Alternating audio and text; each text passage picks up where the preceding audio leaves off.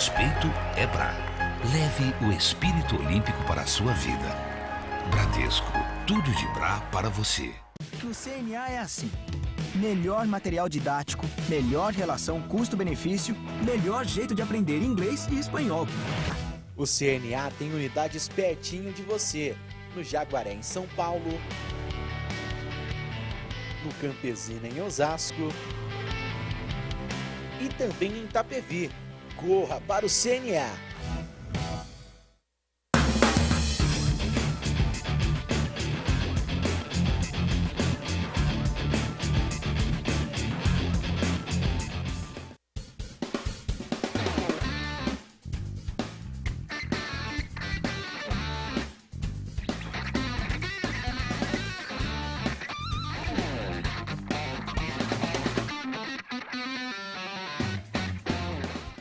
Grande abraço a todos vocês, viu, que estão aqui comigo no Encontro Esportivo, canal 27 da NET, 10 da Cabo Net em Osasco e pela internet no tvesportemais.com.br. Você está comigo, Nelson Júnior, hoje com a direção de Felipe Pirolo. E um abraço também para o pessoal lá da TV Sol, né, em Marília, que reproduz esse programa também lá no interior paulista. Você sabe que todos os sábados nós temos um convidado especial ligado ao esporte e hoje eu posso dizer que eu tenho a honra de receber um dos professores que eu tive nessa carreira de jornalismo. É um jornalista. Ednilson Valia é o nosso convidado de hoje aqui, eu cumprimento. E tenho um prazerzaço de estar te recebendo, Ed. Boa tarde. Boa tarde, muito obrigado pelas palavras, Nelson. Nelson sempre teve talento demais, né? Quando ele fez o curso do Alexandre Pretzel, onde eu também ajudava o Pretzel como nas aulas, e o Nelson já se mostrava o talento como narrador, e agora estou conhecendo ele como apresentador.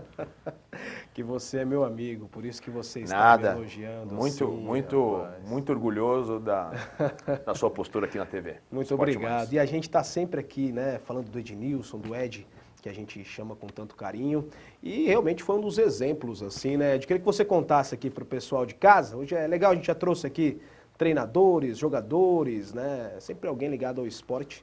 Ele é um jornalista esportivo de pedigree, como a gente fala, que eu me espelho muito. Conta um pouquinho dessa sua trajetória no jornalismo, Ednilson. Olha, eu comecei em 1996 na Rádio CBN, entrei lá como rádio escuta, me esforçando bastante.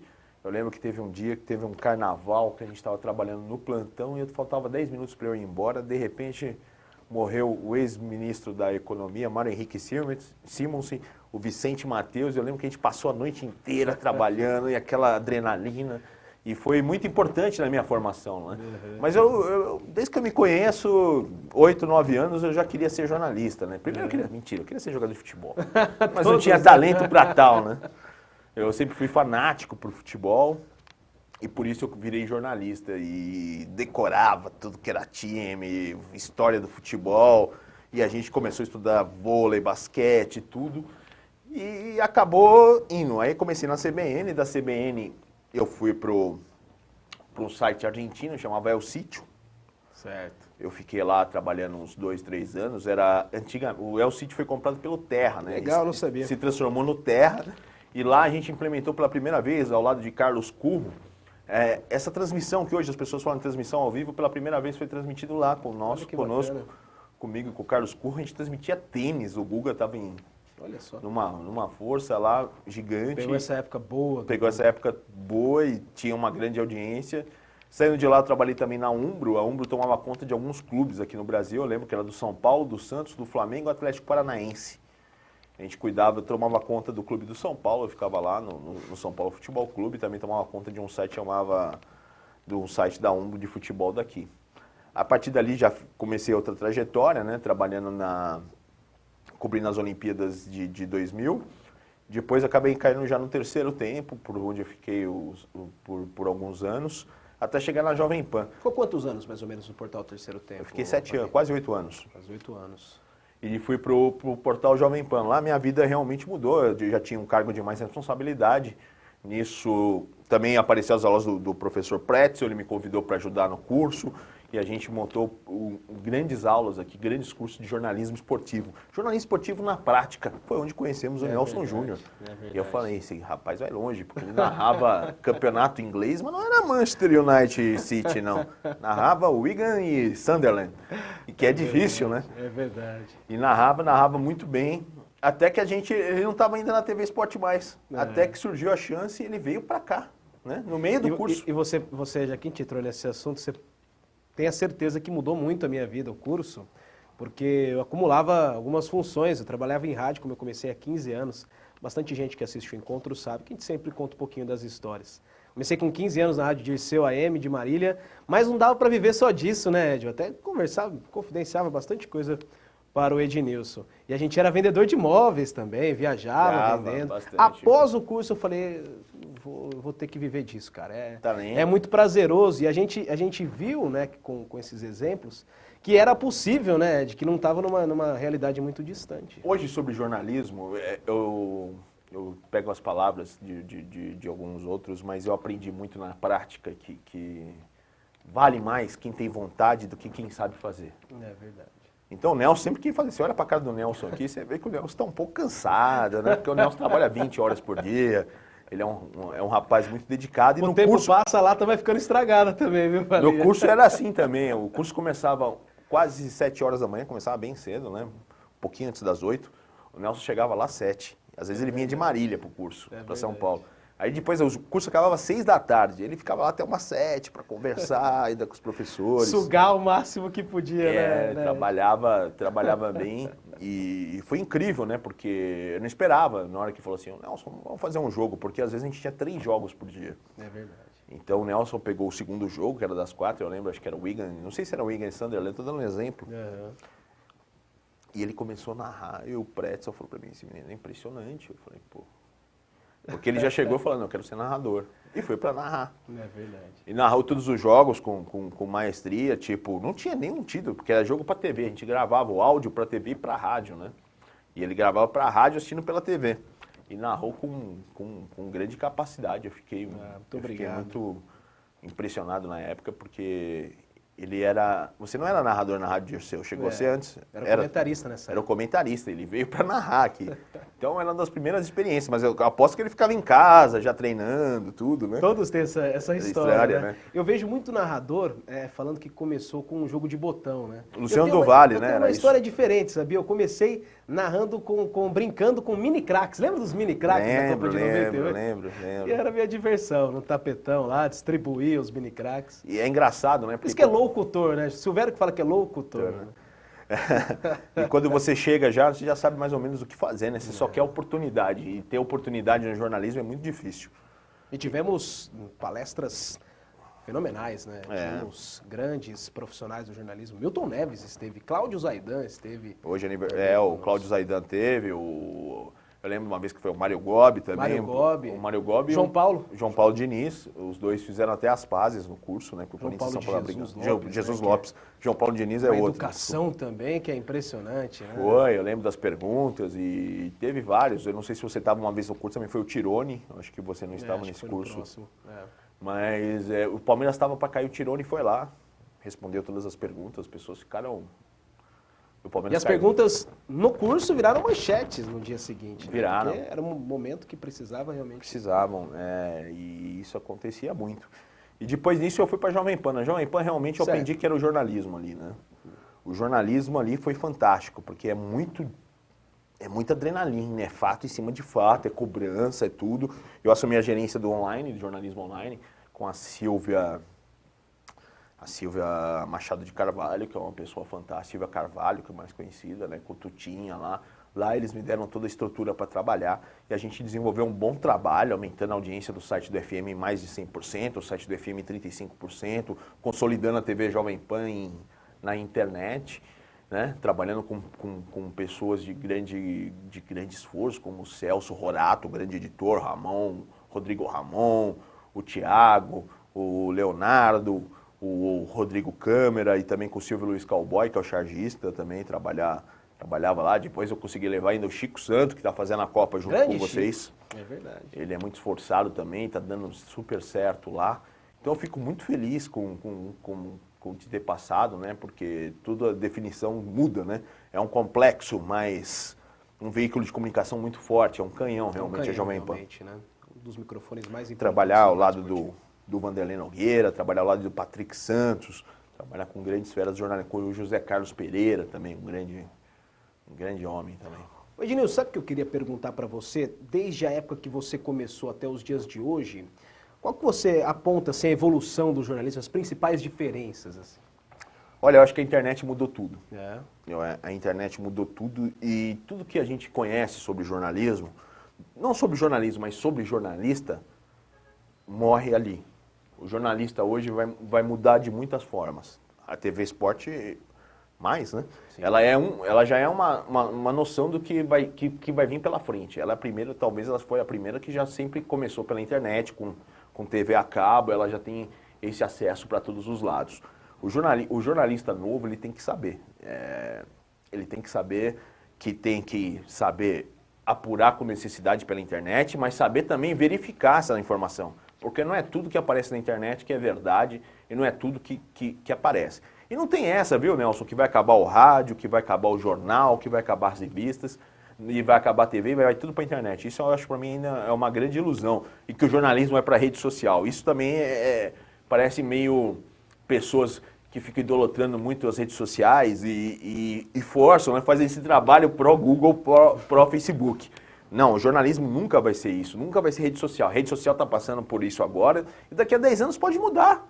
Como acabou o ICQ, como acabou o Orkut, como acabou várias coisas. Muda muito rápido, né? Muda muito rápido. Então eu acho que tudo. Não pode esquecer que o maior evento ainda de mídia jornalístico, mais caro do mundo, é o Super Bowl dos Estados Unidos. É verdade. Né? É verdade. Você não pode esquecer que os jornais estão aumentando a tiragem, por incrível que pareça, né? Que o rádio é o veículo mais abrangente e o mais rápido de todos ainda. Então não está acabando. E que as revistas e os jornais estão falando, está diminuindo. Nada, eles precisam achar um novo foco, não adianta também. Eu acho que é mais, o momento que alguns deles estão passando, é mais por gestão do que pela informação. Informação tem, eles têm que saber achar o seu foco, o seu nicho. Não adianta você requentar a notícia do jornal que já saiu na internet. É verdade. Então precisa saber fazer isso. Eu acho que cada vez mais as pessoas vão ficar focadas. A TV Esporte Mais é de Osasco, ela tem que cobrir Osasco. Se ela for cobrir Brasília, o que acontece? Todo mundo vai dar na frente. Agora, se ela der Osasco, quem que vai dar na frente dela? Com Ninguém. certeza. Ninguém conhece mais Osasco que uma TV central, né?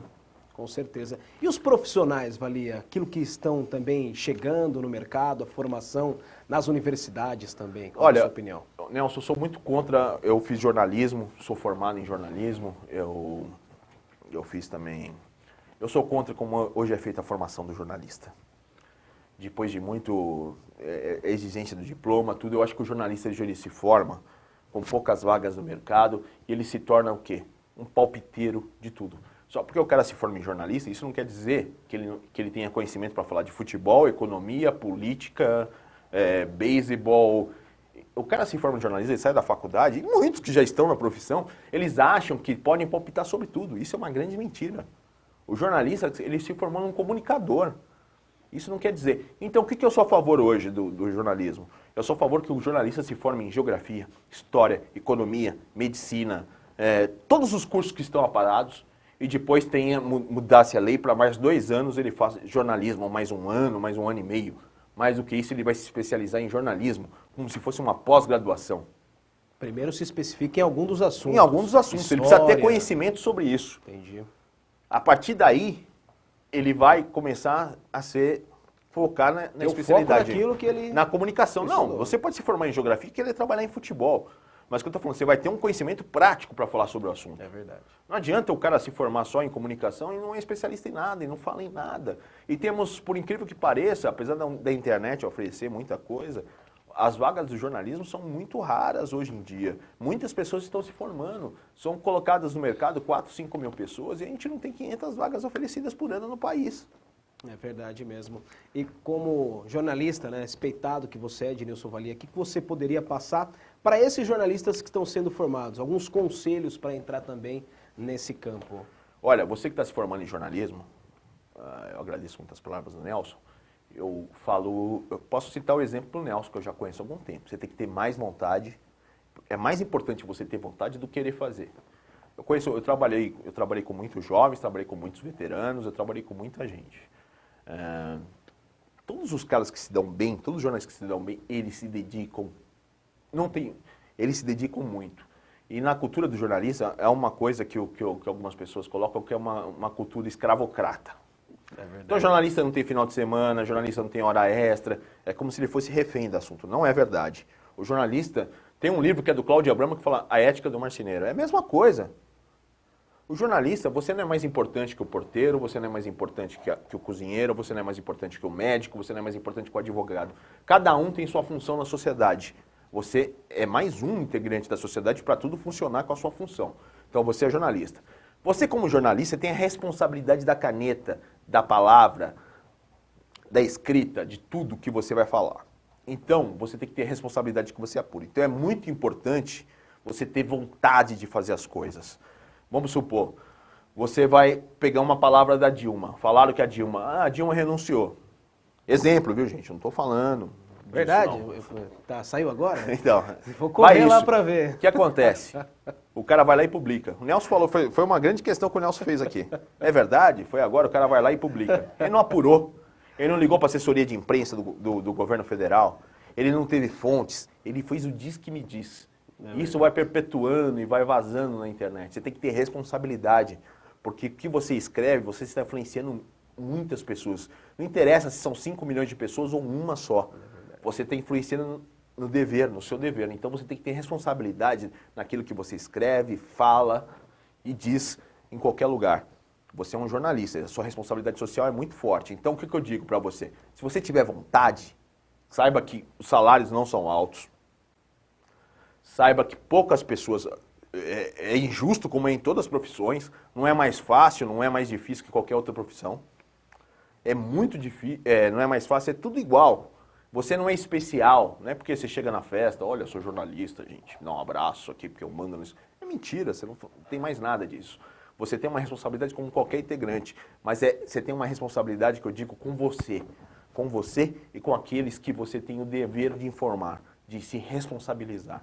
Então, eu estou falando daqueles, não falando de assessoria de imprensa, de outras coisas, que também tem outra função, mas você tem o dever disso. Então, por este motivo, você tem uma grande responsabilidade com a sociedade, de averiguar tudo aquilo que você vai escrever.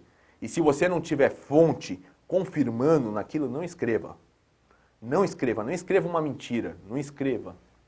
Não escreva se você não tem informação, porque você pode estar influenciando a vida de uma pessoa. Quantos casos a gente já viu na imprensa que você acusa uma pessoa e você não tem, e de repente aquilo tudo mudou. É verdade. O caso da escola base é um grande motivo disso, né? Com certeza. Depois dessa aula, me permita entrar um pouquinho mais nesses seus trabalhos e começar pelo portal Terceiro Tempo. Gostaria que você nos contasse como era a sua função, como foi trabalhar no portal Terceiro Tempo e diretamente com o Milton Neves. Eu trabalhei no portal Terceiro Tempo, fui indicado por um amigo, o Evandro. Eu tive uma grande parceria com o filho, com o Neto Neves, esse sim, é um cara que eu tive muito orgulho de trabalhar. Neto Neves é um cara que me deu todo o suporte para o trabalho, toda a estrutura. O Neto é um homem de muita responsabilidade, cujo julgo ser meu amigo. Eu tinha contato com o Milton. O Milton ele cuidava mais da sessão Que Fim Levou. A gente fez um bom trabalho em notícias também na sessão Que Fim Levou. Eu lembro que teve 2 anos, dos 2 últimos anos que eu fiquei lá, ele começou a aumentar 600 nomes. Milton parecia no escritório de segunda e quinta, na verdade, né? Quem tomava mais conta era o Neto, e ali a gente se responsabilizava pela grande audiência, que chegamos a fazer quase 10 milhões de visitantes únicos para um portal de memória esportiva. É muita gente. E por mês, e foi um grande trabalho que eu fiz, e me dediquei bastante por isso, e acabei saindo disso, né? E esse portal Terceiro Tempo é muito forte. E essa sessão Que Fim Levou, que você muito tempo também ficou à frente, né, Vale? É algo impressionante, né? Porque a memória de grandes atletas que você só encontra ali, né? E você realmente resgata gente que merece, né? Quando eu estava lá, a gente estava com o Túlio Nassif, né? Com o Kaique Lopreto, o Gustavo Groman. Quem na verdade criou a sessão Que Fim Levou foi um jornalista que hoje está na Fox Sports, chamado Rogério Micheletti. Esse foi o grande cara que criou a sessão Que Fim Levou. E E a partir dali a gente começou a desenvolver. O Micheletti era muito criterioso, né? Ele tem uma memória impressionante. Ele começou a desenvolver tudo aquilo. E a gente tentou seguir da mesma forma. Depois o Gustavo Groman também, que é um grande jornalista, o Rafael Cavaco. Era uma turma de ouro ali do terceiro tempo. Começou a desenvolver muito, eu aprendi muito com eles e tentei cuidar de alguma forma, né? Não sei se chegou a tão gabarito quanto eles. Eu lembro que depois veio o Silvio Luiz, que é o Cowboy SL, que era o chargista. Isso também deu um grande boom no blog do terceiro tempo. Eu ajudei bastante nisso, com a indicação. Veio o Chico Santo também, que trabalhou lá e também se dedicou bastante. Fizemos grandes coberturas. Eu lembro que fizemos um documentário, chamava Diário do Milton, que foi do Milton Neves na final da Copa Libertadores. Ficou bem legal, você pode encontrar isso no YouTube. Fizemos várias coisas, comentários, grandes especiais para a Copa do Mundo. Fizemos uma grande coisa junto com o Portal Ball, que o Ricardo Fotios é o responsável no UOL. E desenvolvemos e tivemos uma grande audiência, assim. Eliana Santos, que se esforçou demais, 13 anos trabalhando, sol a sol, com uma dedicação ímpar, impressionante, talvez a maior funcionária que aquele portal já teve. Eliana Santos se dedicou 13 anos, sol a sol, com força, garra, dedicação, uma mulher admirável, impressionante, uma jornalista de grande qualidade. Muito legal. A gente tem curiosidade, assim, eu vou te perguntar só aqui, pela última vez, pra gente fechar do Portal Terceiro Tempo, como que era o dia a dia com o Milton Neves, hein, cara? Ele é esse cara com essa memória incrível. Como que você pode falar dessa lida que você teve com o Milton? Olha, eu trabalhei com o Milton quase 8 anos, né? É um cara muito exigente. Ele é um cara ele exigia bastante dos seus funcionários. Exigia, às vezes, não com muita delicadeza, né? Pagava em dia, isso é impressionante, né? No jornalismo a gente fala isso, pagava em dia.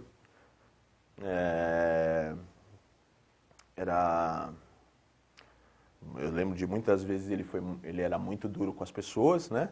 Ele era exigente, muito duro com as pessoas. Ele tinha, sim, uma boa memória, excepcionalmente falando sobre o Santos, né? E Santos e Palmeiras, ele é impressionante mesmo, os outros clubes nem tanto. Mas ele tinha uma boa memória, assim, realmente. Quando eu entrei lá, ele tinha mais contato com o Rogério Micheletti, com o Gustavo Groman, depois ele teve bastante contato comigo, né? Principalmente quando ele foi para o Japão fazer a final do Santos no Mundial. O Santos perdeu de 4-0 para o Barcelona. E na Copa do Mundo, né, a gente teve bastante contato também. Mas era normal, né? Normal, eu tive mais contato realmente com o filho dele que comandava o site. Ele realmente, o Neto Neves, é um cara excepcional. Mas o Milton era uma estrela, trabalhava muito na televisão, né? E na rádio, Bandeirantes. Não foi muito marcante a minha passagem com ele, não. Tá certo. Aí, consequentemente, na carreira do Ednilson Valia, a gente abordar também essa passagem pela Jovem Pan, que ele já contou um pouquinho na JP Online, né, Valia? Mas aí uma função um pouco diferente, aí com um cargo um pouco mais de responsabilidade, como você disse anteriormente. Sim. Queria que você explicasse. Eu sempre trabalhei como eu te falei, né? Não importava se eu escrevia para uma pessoa ou para milhões. A Jovem Pan é um grande veículo, é um canhão. Eu fui convidado por Silvia Carvalho e pelo Tutinha, né? Que conversaram comigo, fiz algumas entrevistas, fui indicado por um outro jornalista chamado Carlos Laros, né? Quando eu cheguei lá, eles nem sabiam que eu tinha trabalhado no terceiro tempo, e de lá comecei a fazer entrevistas e fui considerado. A partir daquele momento, realmente tudo mudou na minha vida. Ali sim eu aprendi o que é jornalismo, muitas coisas mudaram, né? Trabalhei com a Cristine Leopoldo, uma pessoa maravilhosa, que era chefe dos vídeos, com muita gente, com o Rodrigo Ramão, com o Leonardo e com o Patrick Santos. Acho que o grande passo dentro foi integrar a internet junto com o rádio. Isso começou a funcionar dentro, né? O FM a gente conseguiu transportar, porque a Jovem Pan Online tem 2 sites, né? Um site que é do jornalismo do AM e do FM. O FM foi direto para o BOL e fez um grande sucesso, aumentou sua audiência em 135%. Consolidamos a TV Jovem Pan, trabalhamos com grandes, excepcionais jornalistas como Vanderlei Nogueira, um homem de um tratamento ímpar com você, sempre educado, responsável, te trata com muita dignidade, né? O Flávio Prado também, um cara muito educado. Eu trabalhei com o José Carlos Pereira, um homem de muita dignidade também, que trata você muito bem. O Patrick Santos, um jornalista muito dedicado. com gente que me deu orgulho de trabalhar, de desenvolver um projeto. Foi um projeto maravilhoso, que começou a tomar muita forma, começou a ganhar grandes expectativas dentro lá, começou a crescer de uma forma tão grande que me deixou muito orgulhoso, né? De trabalhar dentro da Jovem Pan, um grande veículo. A Silvia Carvalho, sem dúvida, uma pessoa maravilhosa. Eu tive uma honra incrível de trabalhar com ela, né? De trabalhar com ela, lidava bastante também com o Tutinha. O Tutinha, que agora é o presidente da Jovem Pan, que me tratava também, era muito legal de tratar. A gente acabou fazendo 2 vídeos impressionantes na Jovem Pan. Eu lembro que eu fui para Cracolândia. Olha só. E a gente começou a fazer pegamos um traficante, esse traficante, a Jovem Pan repercutiu, o traficante foi preso, né? Depois, se vocês quiserem, pode até passar um par, tá no YouTube também. Depois a gente eu passei a noite, passei uma madrugada inteirinha numa desapropriação aqui em Osasco. Legal. Que foi uma desapropriação do conjunto Nelson Mandela. A gente estava lá, passou a noite inteira, um vídeo bastante emocionante, eu e a repórter Ellen Brau, foi incrível. Eu conheci o Thiago Muniz, um repórter espetacular também, o Dudu. Eu acho que foi impressionante todo esse trabalho que a gente conseguiu desenvolver, foi uma coisa incrível, é um grande veículo de comunicação, ele tem uma repercussão muito forte. Com certeza. Legal, né? Primeiro bloco aqui para você, que é jornalista, que também gosta de jornalismo, conhecer um pouco mais da carreira do Ednilson e essas curiosidades, né? E a palavra de quem vive dentro e tem muita credibilidade. No segundo bloco nós vamos falar mais sobre os assuntos que envolvem aqui o nosso mundo esportivo e mais de jornalismo esportivo, de experiências, a opinião do Ednilson Valia. Só o primeiro bloco do Encontro Esportivo, voltamos já.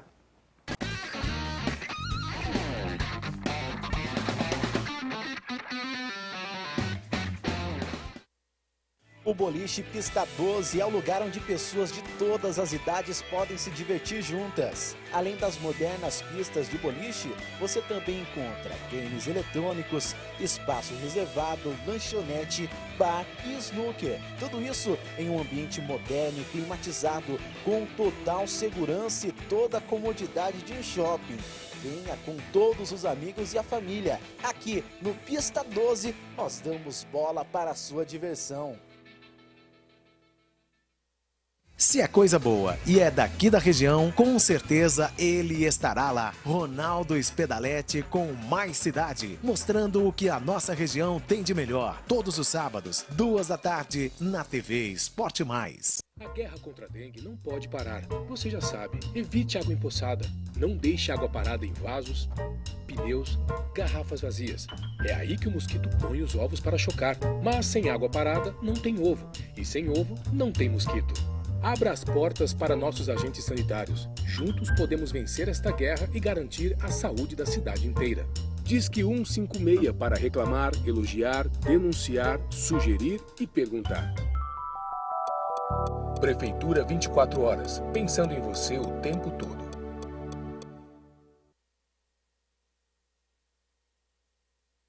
Bem-vindo à Fórmula, uma academia na medida certa. Tenho absoluta certeza que você vai se divertir aqui e vai se cuidar muito. A Fórmula Academia tem os melhores equipamentos, professores qualificados, aulas coletivas, indoor cycle e o preço na medida certa para você.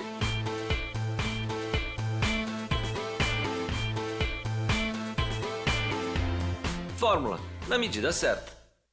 O torcedor São Paulino tem cadeira cativa aqui na TV Esporte Mais. Toda terça, 20h, tem Mundo São Paulo. Magno Nunes, Beto Casella e Vinícius Ramalho falam tudo sobre o tricolor mais querido do Brasil. Não perca, Mundo São Paulo é só aqui na TV Esporte Mais. O que eu gosto no Bradesco Prime é a atenção que eles dão pra gente. Imagina que eu tenho um gerente na agência só pra mim. Pelo celular eu posso resolver tudo. Eu tenho até um consultor online para trocar dicas sobre investimentos. Pouca gente sabe, mas eu sou super antenada, eu sou super ligada no mercado financeiro. O que foi? Não acredita não? Tá achando que me chamaram para esse comercial só por causa do meu sorriso? Bradesco Prime. Viver é Prime. Aqui na TV Esporte Mais, segunda-feira é dia de resenha. Juju Franceschi, Vampeta e Oscar Roberto Godoy recebem personalidades do esporte na melhor resenha da TV brasileira. Mais resenha, toda segunda-feira, 8 da noite, ao vivo na TV Esporte Mais.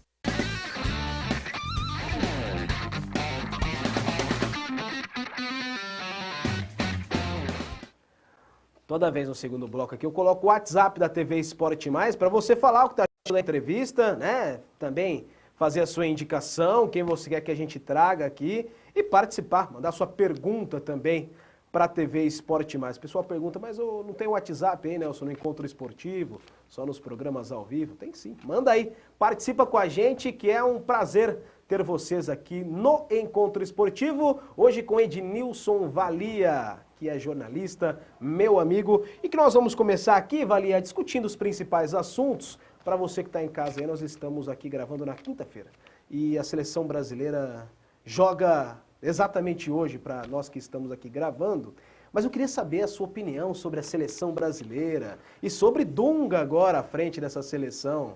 Eu acho que a seleção passa por uma grande crise, né? Desde a Copa de 2006.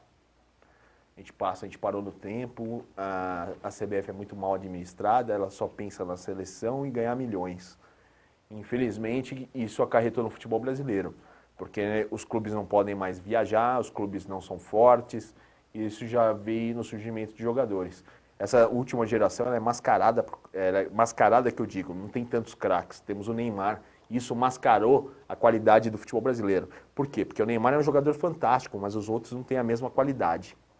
Eu não acredito hoje, quinta-feira, estou falando antes, eu não acredito na vitória da seleção brasileira. Eu queria provocar exatamente isso. Não acredito. Apesar de, parece que o Chile... E aí eu vou te ligar quando estiver passando o programa, falou, Valia, tá vendo? Tá vendo? E o Chile parece que não vai jogar com os dois principais jogadores, né? Tá baleado no joelho lá, o Vidal. O Vidal e o Alex, também, né? Alex Sanches. E mesmo assim, eu acho que a seleção brasileira não vai ganhar. Eu acho que a gente vai se classificar para a Copa, porque se não se classificar entre os 4 primeiros nessa... E de volta, né? Joga aqui também. Joga aqui, pô. Mas a nossa concepção de futebol está muito parada, nossos técnicos não têm o mesmo nível. Estou falando que a Europa tem muito melhores técnicos. Você conta na Europa 10, 12 bons técnicos, né? O resto não. Aqui no Brasil a gente tem técnicos medianos. Então, o Guardiola queria dirigir a seleção brasileira, perdemos essa grande oportunidade, né? Então, eu espero uma grande renovação. Quem sabe, né? Quem sabe aí, vamos ver o que vai acontecer com o Marco Paulo Del Nero, que não foi nem para o Chile, que está sob suspeita do FBI. Não foi na reunião da FIFA, né? Não foi na reunião da FIFA. Vamos ver o que vai acontecer. Se ele renunciar na CBF, parece que o filho do Sarney vai assumir, não vejo grandes diferenças, né? O que eu espero é uma grande mudança do comportamento dos clubes, porque se os clubes não forçarem a mudança, o futebol brasileiro não vai mudar. E se a gente depender dos clubes, já viu, né? Depois de ter provocado esse Brasil e Chile que eu queria aqui com você, e a figura do Dunga, será que termina as eliminatórias? Ou... A gente está sepultando vários ídolos do futebol brasileiro, acabamos com o Filipão, né? Esquecemos de vez o Barbosa, né, que a gente falou que o grande vexame foi uma derrota para o Uruguai em 1950, a gente foi vice-campeão mundial por 2-1, né? Fica até uma fichinha perto do que aconteceu no Mineirão em 2014. O Brasil tomou de 7 e o Filipão acabou sepultado no futebol brasileiro. Infelizmente, ele deveria ter assumido a seleção. Foi uma maior vergonha da história do futebol brasileiro e eu não vejo como a gente vai conseguir superar essa vergonha, né? Porque foi um maior vexame, nunca vi coisa igual aqueles 7 gols da Alemanha. Até hoje, qualquer coisa que você fracassa ou vira uma brincadeira, ou qualquer coisa que você erra, você escuta na rua gol da Alemanha. É verdade, é impressionante. Sua opinião sobre o Neymar, hein, Valia? Eu acho o Neymar um jogador fabuloso, um grande craque mesmo. Vai ser melhor do mundo? Acredito que vai. Eu acho que o Barcelona... No Barcelona? No Barcelona, acho que o Barcelona... O Barcelona ele faz essa mudança, né? O Barcelona tem esse time, né? Quando o Ronaldinho Gaúcho começou a surgir, estava craque, ele estava treinando o Messi já ali para ser. O Ronaldinho Gaúcho caiu, o Messi surgiu. E agora parece que o efeito é com o Neymar, né? O Messi ainda está jogando muita bola, eu acho que por mais 1 ano ou 2 ele vai jogar um grande futebol. Eu acho que depois o protagonista vai ser o Neymar. Eu acho o Neymar um jogador fabuloso, às vezes eu acho que ele se perde um pouco pela juventude, porque não pode esquecer que o Neymar acho que tem 24 anos. 24 anos. E a gente cobra a postura do Neymar de um velho de 50. Até por ser esse jogador de tanto destaque, não tem ninguém ali para dividir. Na seleção sim, no Barcelona não, né? No Barcelona tem um monte de diferente, mas craque. na nossa seleção... Então, são titulares dos principais times, mas ninguém protagonista. Né? Então, o aprendizado que ele vai ter é com o tempo, né? Então, às vezes ele compra, ele quer gastar, ele ganha muito dinheiro, né? Aliás, quem cuida das finanças dele está tendo problema, né? Os bens foram bloqueados no Brasil. Exatamente. Não acredito que o Neymar vai lá, não paga meu imposto. Isso eu não acredito que ele faça. Eu acho que quem cuida dos negócios dele que deve cuidar desse jeito, daquele, não vamos pagar isso aqui, não vou pagar isso, eu não sei. A Receita Federal está analisando, que parece que está bloqueado. Eu acho o Neymar um jogador fantástico mesmo. Eu acho que vai ser o melhor do mundo. Agora, não sei se ele vai ter força de resgatar o futebol brasileiro, que eu acho bem difícil. Vali, é errado dizer que a herança da Copa do Mundo vai começando a aparecer naquele momento que nós, alguns, né, eu posso falar com um pouco mais de liberdade à vontade aqui, porque eu, sinceramente, ficava muito preocupado na época, né, que nosso país assumiu a responsabilidade de mostrar ao mundo um país que, na verdade, não é. E essa herança, como que você analisa a herança da Copa do Mundo nesse momento? Para falar a verdade, Nelson, eu acho que a Copa do Mundo foi maravilhosa para o Brasil. Eu acho que a Copa foi ótima, foi a melhor Copa que, desde 86, para mim, foi a melhor Copa que teve, né? Foi melhor até que a Copa do México. Quem foi mal foi a seleção brasileira, e sempre muito mal, né, nessa seleção. Mas eu acho que aconteceu muita coisa boa na Copa, sabe? Eu acho que os estádios foram modernizados, isso trouxe mais público para o estádio. Você vê hoje a Arena Corinthians lá é fantástica, é um estádio sensacional, né? Eu fui no Maracanã, eu fui na Fonte Nova, são estádios belíssimos, que dá realmente uma postura para o torcedor sentar, para assistir um jogo, tratá-lo com mais dignidade, coisa que nunca aconteceu conosco aqui, né? O torcedor ser tratado com dignidade. Então eu acho que os estádios foram fortalecidos, até que o público aumentou bastante desse Campeonato Brasileiro, né? Bastante. Bastante. Então eu acho que a Copa em si foi ótima para o futebol brasileiro, porque ela resgatou os estádios, reformou. Você viu que agora, por incrível que pareça, você fala 5 anos atrás que o Morumbi seria o estádio mais obsoleto de São Paulo, o Grande Morumbi. E hoje nós temos 2 estádios melhores que o Morumbi. Tanto a Arena Corinthians como a Arena Palestra, a Arena Allianz, né? Elas são melhores que o Morumbi, são mais confortáveis, você fica muito próximo do campo. E eu acho que são estádios realmente belíssimos. E as demais arenas? Olha, eu conheci a Fonte Nova. Arena Cuiabá. Isso é um problema, né? Isso é aí que entra o jogo político, né? Por que foi construir a Arena Cuiabá? Eu sei que era questão de turismo, tudo. Por exemplo, o futebol da região norte, onde que é mais forte o futebol? Era em Manaus? Não, não era. Onde nós temos grandes times do futebol brasileiro na região norte? No Pará, Remo, Tunaluso, né? É verdade. Era lá que tinha que ter tido Paysandu, era lá, o Mangueirão tinha que ser reformado, demolido e construído outro, porque ali tinha um público cativo sempre do com futebol. Grandes públicos. Né? Sempre com o paraense, né? Sempre grande espectador de futebol. Ali que tinha que ser. E na região ali, com todo respeito por causa de Brasília, eu acho que devia ser feito em Cuiabá, podia ter feito em Campo Grande, onde tem alguma relevância no futebol, né? Afinal, já chegou, o Operário de Campo Grande chegou até uma semifinal de Campeonato Brasileiro em 77. Então, se era para trazer, tinha que pegar, na hora de analisar o critério político para ter as arenas, que foi mais ou menos isso, tinha que ter relevado a história também do futebol e como que seria feito depois, né? Agora, eu sei que a Arena é fantástico, os 2 estádios, né? Agora estão levando lá para você ver em Brasília. Em Brasília também não é um estádio que é a capital do país, eu sei que tinha que ter um jogo lá. Mas será que foi um grande aspecto isso? Porque... E agora? O que vai acontecer? Vai ser só shows, vai ter jogos, vai ter que levar o Flamengo para Cuiabá, vai ter que levar o Corinthians para Brasília, vai ter que levar um jogo para Manaus. Ficou bem difícil, né? Ou você reestrutura o futebol brasileiro e dá chance de o cara criar um grande clube em Manaus, criar um grande clube em Cuiabá, para esse negócio andar, né? Senão... Com certeza. Nós aqui falamos várias vezes, né, dessas mudanças no futebol brasileiro, a situação que vive o futebol brasileiro.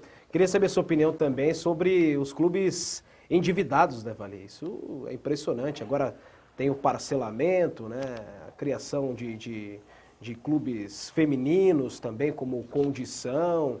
Enfim, os clubes, de modo geral, muito endividados, né, Vali?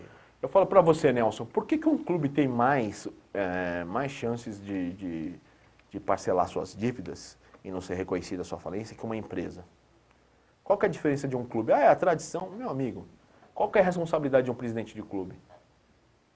Porque alguns clubes, aliás, grande maioria, nem salário. O cara quer ser presidente, mas nem salário ele ganha, viu? Fala que faz por amor. É difícil você verificar isso. Eu acho que os clubes teriam que ser administrados como empresas. Então, portanto, virariam empresas. Ah, mas não, é amor, não sei o quê. Não, então vira empresa, distribui a sociedade em todos os sócios, todos os torcedores, cada um, mas tem que ser administrado. E tem que pagar a sua parte. Já que vai fazer parcelamento, tudo bem, não quer acabar com esses clubes a partir de hoje? Então é o seguinte, toda a parte da renda já vai direto para o governo. Não adianta você criar várias vezes, aí o clube deixa de pagar e o governo fica sem receber, porque o dinheiro que não vai para o governo não está construindo escola, não está construindo presídios, não está modernizando presídios, né? A gente não precisa construir mais presídios, mas precisa dar uma dignidade maior para essas pessoas que já cumprem sentença nesses lugares. Mas não está construindo hospitais, não está tendo oportunidade para novos estudantes, né? Em universidades federais, universidades que tenham essa possibilidade. Por que os clubes têm grande vantagem nisso? E por que alguns clubes novos não têm essa dívida? Não é? Você já ouviu falar da dívida aqui, até o Clube da Casa, o Audax? É administrado com responsabilidade. O Red Bull é administrado com responsabilidade.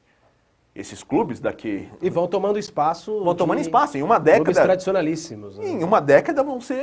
Eu acredito que em 10, 20 anos, esses clubes terão uma grande prosperidade dentro do Brasil. Porque são administrados com grande responsabilidade. E se isso não for feito nesses grandes clubes, agora eu vejo que alguns clubes estão se responsabilizando, né? O Flamengo está querendo responsabilizar, o Atlético Mineiro também, né? Que tem, apesar de ser grande endividado, e o Corinthians também estão tentando modernizar suas administrações. Realmente. O caso que está mais à tona, né, dessa, vamos dizer, crise política é o São Paulo Futebol Clube, né? Que recentemente nós vimos o Carlos Miguel Aidar ficar sozinho, né? Houve uma debandada, briga, levou um soco, o Osório aproveitou, foi embora. Que fase do São Paulo Futebol Clube, hein? Olha, ali tá os 10 amigos, né? Carlos Miguel Aidar e o Ataíde Gil Guerreiro, que não é mais... Segundo consta em alguns lugares. Que sempre se colocavam juntos. Assim, o Ataíde deu um murro no Carlos Miguel Aidar. Eu lembro, a primeira visão, quando eu falava que o Carlos Miguel Aidar ia voltar para o São Paulo, eu tinha a visão dele de 1987, quando ele era presidente do São Paulo, fez uma grande gestão lá naquela época, ajudou a fundar um clube dos 13. Era um cara inovador. Eu falei, nossa, que bom que ele vai voltar para o futebol, né? Mas quando ele voltou, foi uma decepção atrás da outra. Primeiro com provocações sem sentido. Já né? chegou com aquela... Falando do Palmeiras, do Santos, do Corinthians, não tinha nexo no que ele falava, né? E depois, a primeira coisa que ele fez quando assumiu São Paulo foi chutar o balde contra o cara que apoiou e elegeu ele. Não estou falando que o Juvenal é santo ou que o Juvenal é mau, mas ele se voltou para ter pleno poder. Depois teve essa história da namorada, que recebia 20% de comissão das transações dentro do São Paulo. E como é que chama o zagueiro do Criciúma lá, que pertence ao Itaquerão, a empresa Itaquerão, que o cara foi comprado por 200 mil, Iago, né? Iago. Foi comprado por 200 mil e foi revendido para o São Paulo por 1.800.000. Que história mal contada. Então o Carlos Miguel Aidar é uma grande decepção. O São Paulo recuou. Foi presidente da OAB, né? Da OAB. O cara respeitadíssimo. O ex-dono do Pão de Açúcar, hoje presidente da holding como a conta do Carrefour, o senhor Diniz, como é que ele chama? Abílio Diniz, falou que quer pagar uma auditoria para o São Paulo. Nas contas do São Paulo ele não aceitou, Carlos Miguel Aidar. Por que, Aidar, você não aceitou? E isso foi uma grande coisa que o Diniz fez pelo futebol brasileiro, principalmente para o São Paulo. Pagar uma auditoria do próprio bolso para o São Paulo Mostra Futebol a sua Clube. paixão, né? Que era do grupo Pão de Açúcar aqui do próprio Audax. Que era o próprio Audax. E ele não aceitou. E outra coisa, aí começou tudo começou a cair. E o Osório saiu agora falando. O Osório eu acho que foi uma grande vinda para o futebol brasileiro. Eu gosto muito dele como técnico, eu acho que só chegou no momento errado. Ele tem que começar um trabalho, ele não tem que entrar no meio da temporada. E o que aconteceu? Acho que ele chegou na hora errada e acabou saindo na hora errada também, mas eu acho que ele fez o certo de sair. Quem que vai ficar no São Paulo, Carlos Miguel Aidar? O Aidar chegou e falou que não ia vender nenhum jogador, vendeu uma penca. Isso já deixou o Osório muito triste. E é aquela coisa, né? Às vezes aqui a gente no Brasil acha que algumas coisas são naturais, né? E você prometer alguma coisa para uma pessoa e não cumprir, Pode aqui ser um pouco normal, mas em alguns lugares, não. com algumas pessoas, isso não é Tanto é que o normal. Osório né? não tinha multa de rescisão, né? Ele saiu, pediu a conta e foi embora. E o que acontece agora? Escolheu o nome certo pro lugar do Osório na hora errada. Gostou do Doriva? O Doriva é um bom técnico, mas ele não vai ficar o São Paulo. Se o São Paulo, eu acho que ele vai chegar no final do ano e vai ser demitido do São Tanto Paulo. é que eu vi, eu não me lembro aonde. Eu acho que é o técnico que um o dos nome certo. motivos que o Doriva foi contratado é o bom retrospecto contra o Santos. Né? Já pensando nessa curtíssima carreira que teria o Doriva e pelo retrospecto, venceu o Santos como treinador do Ituano na final do Paulistão, recentemente venceu o Santos por 3-1 pela Ponte Preta. Eu acho que se é para contratar por causa disso, né, já pensou? Então tem que contratar sempre na década de 70 o técnico do Juventus, porque o Juventus ganhava direto do Corinthians. Né? Eu lembro até que ganhando uma vez no Pacaembu com o gol do Silva de bicicleta. E a Ponte também complica o Corinthians, né? Também se for complica o Corinthians. Então eu acho que o Doriva também errou de ter saído da Ponte. Eu acho que não era a hora, tinha que esperar mais. Mas o que aconteceu? Ele estava no Vasco. Quando ele estava no Vasco, ele recebeu uma proposta do Grêmio e ele não aceitou. E depois de 2 rodadas ele foi demitido do Vasco. Ficou com isso, né? Ficou com isso. Chegou na Ponte, aparece uma proposta do São Paulo. São Paulo é um grande clube, né? Você é da Ponte, só que ele largou... E ele foi campeão mundial pelo São Paulo em 93. E largou, mas largar um trabalho pela metade, a Ponte está indo super bem. Eu acho que às vezes podia esperar um pouco, terminar o campeonato. Mas aí eu te pergunto, o Doriva ter largado a Ponte Preta na zona intermediária no Campeonato Brasileiro, a gente está falando aqui que não é o certo. Mas e o Osório largar o São Paulo na semifinal da Copa do Brasil, Não, eu não tô... disputando a 4ª vaga? Não, eu tô falando isso porque esses dias, rapidamente, para você não perder o raciocínio, o Muricy disse isso, né? Pô, se eu tivesse, não vou imitar ele porque não vai ficar bom, mas se eu tivesse 51% de aproveitamento, já tinha caído há muito tempo. Você acha que pegava um pouco mais leve, assim, por ser estrangeiro? Eu acho que não. Eu acho que às vezes o São Paulo praticou um bom futebol, coisa que com o Muricy era muito difícil, né? O Muricy é um grande cara, eu adoro o Muricy, mas o futebol que ele presta, o futebol é um futebol rápido, de grande marcação e contra-ataque. O Osório estava chegando num outro país com uma boa proposta de futebol ofensivo. Se você quiser saber a história do Arsenal, o Arsene Wenger chegou porque o Arsenal só dava butinada. Então, quando o cara contratou o Wenger lá no Arsenal, não era para ganhar títulos, era para praticar um bom futebol. E hoje o Arsenal é sinônimo de futebol ofensivo, não é sinônimo de títulos. E às vezes é muito mais. Vou te falar 2 coisas, Nelson. O que você lembra mais de toda a história do futebol? A seleção da Hungria de 54, a seleção brasileira de 82, ou a Itália de 82, ou a Alemanha de 54 campeã? Quando você diz sinônimos de referência, são as seleções que praticaram um grande futebol. A Holanda de 74 marcou também, ainda mais, né? Marcou ainda mais. A Holanda de 74, do Cruyff, isso é sinônimo de bom futebol. Então fala, o Tele nunca ganhou uma Copa. Azar da Copa, né, já diria um jornalista do Rio de Janeiro. Por quê? Porque o futebol, eu acho que tem que ser... Sabe por que nós estamos vivendo essa crise? Porque abandonamos a escola brasileira. A escola de grandes craques, né? A escola de futebol de toques rápidos e velozes, com dribles certeiros. A gente jogando com pontas abertas, né? A gente não é mais a gente tentou resgatar a escola dos outros. E por isso que não vão voltar mais. Por isso que eu falo, se tivesse o Guardiola, talvez a escola brasileira pudesse voltar. Agora você vê que ele fala, ele aprendeu com o futebol brasileiro. E a gente precisa reaprender com ele como jogar. É verdade. E eu estou falando isso, eu queria até saber a sua opinião. Você acha que ele deixou tantas saudades? Vi tanto São Paulino, mesmo ele deixando o São Paulo nesse momento, no meio da competição, numa semifinal, né, com muita dó, né, postando saudades, prof. É pela falta de profissionais que nós temos aqui e por esse trabalho diferente que ele trouxe, que aí eu concordo plenamente com você, tem muito mais prós do Osório do que contra nesse momento. O que eu falo do Osório é o seguinte, ele veio com uma nova escola pro Brasil, de fazer um futebol diferente, né? E acho que a gente tinha que ter mais... A gente é muito imediatista. A imprensa é imediatista, o torcedor é imediatista, deixar o cara trabalhar. Às vezes você não precisa ganhar um título para fazer. Não esquece que o Tite no Corinthians é isso. O Tite coleciona grandes fracassos no Corinthians. É verdade. E também por causa desses grandes fracassos que ele alcançou grandes sucessos. Não esquece que ele perdeu para o Tolima. O Corinthians manteve ele conseguiu depois conquistar a Libertadores da América. O Corinthians perdeu para o Guarani do Paraguai esse ano. E muito provavelmente, eu acho muito difícil o Corinthians perder o título do brasileiro desse ano. Então o Tite vem fazendo grandes trabalhos porque tiveram paciência com ele quando tiveram os grandes. Ele aprende isso. Se você não aprender, começar a eliminar, demitir técnico toda hora que perde uma partida... O que eu achei mais impressionante nessas últimas demissões é que, por exemplo, o Atlético Paranaense demitiu lá o Milton Mendes. Bom treinador. Bom, desses da nova geração, pensamento diferente, linhas mais compactadas, enfim, esses termos novos. Aí traz o Cristóvão. Né? Aí demite o Osório, aí não vai ter realmente ninguém muito parecido, ele era muito exclusivista, né, daquilo que ele fazia. Mas traz o Doriva também, não traz, por exemplo, um próprio Milton Mendes, ou falou-se em um outro técnico estrangeiro. Não se tem uma coerência, né? Parece que o planejamento são trabalhos totalmente ele diferentes. Né? não tem nada parecido. O São Paulo deveria ter mantido o Milton Cruz até o final do ano e a partir dali contratar um técnico para poder desenvolver. Ou até trazer um técnico já, para o cara já ir observando, mas não trabalhar agora, não é hora. E anunciar só no final do ano. O São Paulo não fez isso, né? O São Paulo ele é muito cobrado e não tem um presidente que fala assim, eu vou segurar essa onda. Né? O Osório ele queria ficar até o final do ano do São Paulo, o México não deixou com toda a razão, vai ficar desgastando o técnico aqui. O Osório chega no México com muita reprovação, a imprensa mexicana não gostou, os torcedores mexicanos não acreditam nele. Vamos fazer o quê? E quem diria que hoje, no mundo, né, os caras falam que o México é uma grande seleção. Estou comparando o México com o Brasil. Você lembra disso, torcedor? O México com o Brasil. Que fácil. Não, esse exemplo é ótimo, mas o exemplo, eu vou repetir aqui, quinta-feira o Chile é favorito. O Chile é favorito. Eu também acho. O Chile é favorito. Acredito nisso. Hoje nós somos Olha isso, cara. Hoje nós estamos entre as 5 maiores seleções do mundo.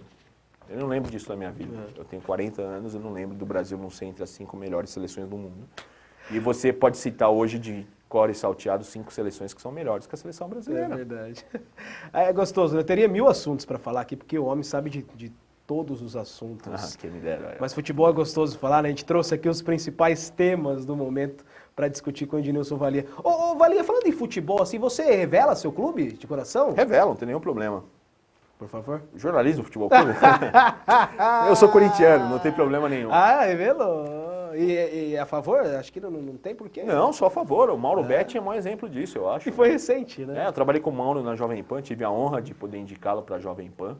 O Mauro é um cara... Não, o Mauro sempre falou, o Joemiro Betti sempre falou. Eu acho que o cara se tornou jornalista é porque ele gosta de futebol. Antes dele se tornar jornalista, ele tinha um clube.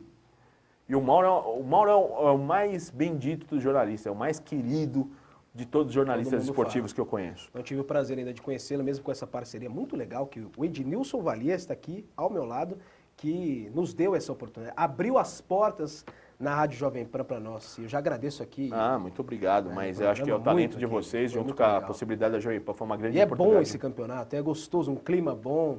Para quem não sabe, a gente está falando aqui para vocês não ficarem desantenados, é a Copa Babalu Jovem Pan. Todas as sextas, em 8 da noite, tem um jogo sempre ao vivo aqui com a Jovem Pan. É demais, realmente. Bom. E eu acho que o Mauro foi um grande abraço para o Mauro Betti, mas é um grande jornalista. O Mauro é o melhor comentarista do Brasil hoje? Ele é um dos maiores comentaristas aqui. Eu gosto muito do PVC também. Eu acho que tem o Mauro César, um grande destaque na ESPN. Eu gosto do Flávio Gomes, no Comenta Jogo, mas ele é um grande jornalista geral. O Cláudio Zaidan também. Acho que temos bons comentaristas. Do rádio, assim. quem é o melhor? Do rádio hoje? Hoje é o Mauro. Acho que o Mauro é o melhor. E narrador? Narrador, Ulisses Costa. Ulisses Costa da Rádio Bandeirantes. Da Rádio Bandeirantes. Parece. Que não é o primeiro narrador, né? Tem não é o primeiro narrador. Eu quero dar uma chance para esses. Eu acho que o Rogério Assis da 105 também é muito bom narrador. Merece. Eu acho que tem uma grande revelação aí, o Marcelo Duó da Rádio Globo também merece aí ser citado. 105, que recentemente contratou o nosso amigo Alexandre Pretzel. É líder de audiência do Rádio Paulistano. Né? É líder de audiência. O Alexandre Pretzel, para mim, foi o melhor repórter que eu vi trabalhar no Rádio Paulistano, um gaúcho de muito dignidade, foi professor, é meu amigo, mas eu acho que é um repórter fabuloso mesmo. E agora tá trilhando como comentarista. E está indo muito bem. E a 105 indo muito bem, né? 105 é líder do Rádio Paulista. Toda a sua programação de futebol também acompanhou. A programação dela, eu trouxe aqui o Bruno Prado, e ele disse isso também, ficou muito tempo na Rádio 105, falou, é uma rádio popular, né? Então tem uma audiência muito grande, toda a sua programação, e acompanhou isso para o rádio também. Muito bom falar de rádio. O Bruno também é um grande jornalista, viu? É bom, né? E o Bruno também comenta muito bem no rádio, eu acho que o Bruno também vai ser um dos grandes nomes da imprensa. Eu acho que o Bruno vai ser um executivo incrível de alguma mídia. E ele grande veículo de comunicação. Não tô falando mal de ninguém aqui não, viu, gente? Mas a dignidade, É. às vezes, não se acha tão fácil na profissão, não. E o Bruno é muito bom, tem muito bom Grande conhecedor de futebol. caráter, acompanha tudo. Ô, Valia, pra você, assim, você tem uma preferência? Por exemplo, hoje Ednilson Valia, no mercado de jornalismo, aquilo que você fez na Jovem Pan, trazendo, né, a Jovem Pan Online, ou tem algo que te chame mais, que você, se fosse para escolher, gostaria de trabalhar em qual segmento no jornalismo? Olha, eu acho que hoje eu estou há 20 anos, quase 20 anos com jornalismo online. Mas eu gostaria de ter experiências em tudo. Eu acho que o jornalista não pode escolher muito, não. Eu acho que a gente tem que ter a oportunidade. Se eu pudesse escolher, eu trabalharia com TV. Eu acho que é uma grande oportunidade de trabalhar com TV, de você contar, ou numa revista... Que você comenta muito bem, Valia. Seria uma oportunidade bacana, com certeza, tê-lo comentando, né, essas opiniões diferentes que você dá. Eu gosto muito também de produção, de fazer. Eu gostaria de ter um... Se eu fosse escolher, eu gostaria de um programa semanal, jornalístico, que você fizesse grandes reportagens. Ou gostaria também de trabalhar num jornal diário. Eu acho que um jornal um pouco diferente, em formato tabloide. Eu gostaria de desenvolver projetos. O que eu mais gosto é você poder desenvolver um projeto. E se você tiver essa oportunidade no jornalismo, de desenvolver um projeto e ver ele crescer, que nem aconteceu com a Jovem Pan, que começou a crescer e me deixou com muito orgulho de ter trabalhado com pessoas tão competentes. Olha, finalzinho do programa aqui, sabe o que eu vou tentar resgatar do Ednilson Valia? Vamos dizer assim, a sua grande cobertura, uma história no jornalismo, Valia, que tenha te marcado para você dividir com o público do Encontro Esportivo. Olha, o que eu estou falando, na Jovem Pan, por incrível que pareça, eu fiz 2 grandes coberturas, que foi essa eu fiquei muito honrado que eu entrevistei, que eu fui fazer uma reportagem com câmera escondida. Eu fui trajado no meio da Cracolândia, coisa que nem o Profissão Repórter conseguiu. Nem o Profissão Repórter conseguiu. E a gente chegou lá, começou a filmar, conseguiu filmar um grande distribuidor. Eu acabei discutindo com um traficante nessa reportagem. Tá no YouTube, se você quiser procurar lá, é Feirão do Crack, no centro de São Paulo. Eu acabei discutindo com um traficante no meio disso aqui e eu filmei a polícia chegando perto, a 20 metros a polícia aqui, o traficante vendendo a droga, um pequeno traficante. Depois a gente conseguiu registrar um grande traficante. O cara tinha um saco de lixo cheio de pedra de crack. Caramba! O que aconteceu? A gente filmou isso, fez uma matéria brilhante com uma edição do Celso Horato. Isso foi capa do UOL. E o que aconteceu? O traficante, a Jovem Pan repercutiu isso aí e no outro dia a Polícia do Estado de São Paulo prendeu o traficante. É só uma poeirinha, né? Porque não vai resolver o problema do crack em São Paulo, mas mostrou como aquelas pessoas estão finalmente... É como se tivesse aquele pessoal do centro ali e falaram assim, vocês podem usar tudo aí. O Estado, o município viraram as costas para os usuários do crack. Então a gente mostrou. Eu acho que isso é uma grande... Foi marcante na minha vida. Eu imagino como porque você uma se repercussão. sentiu participativo, além da repercussão, participativo por ter conseguido contribuir com o seu trabalho. Né? Sim, é aí que você tive a valorização do funcionário, o Tutinha falou para mim, isso tem que ganhar prêmio, né? Foi quando a gente fez a cobertura do Nelson Mandela aqui também, o Tutinha falou a mesma coisa, ele e a Silvia tem que falar, a Silvia ajudou na edição, participou de tudo, ele falou, isso aqui tem que ganhar prêmio. Eu fiquei muito feliz de ter ouvido isso, eu fiquei muito satisfeito mesmo. Valia, muito bom falar contigo, ficaremos mais horas e horas aqui conversando de jornalismo, de futebol, e daria para falar de muita coisa contigo. Parabéns pelo seu trabalho, me espelho no seu trabalho, acho você sensacional aqui. Muito obrigado, portas escancaradas para você aqui no Encontro Esportivo. Termino te cumprimentando, meu amigo. Você é um dos grandes caras que eu acho que vai dar certo no jornalismo esportivo, um cara de grande responsabilidade. Muito obrigado, Ednilson Valia, meu amigo, viu? Então fica mais fácil ele falar isso aqui, viu, gente? Muito obrigado a você de casa também participando, mandando aqui o WhatsApp, né? Muito obrigado também a direção de Felipe, o grande Pirolo. Wellington Bellarmino esteve comigo também aqui anteriormente. Você já sabe, sábado, 13h, você tem um encontro comigo aqui na TV Esporte Mais, no Encontro Esportivo. Grande abraço, até lá!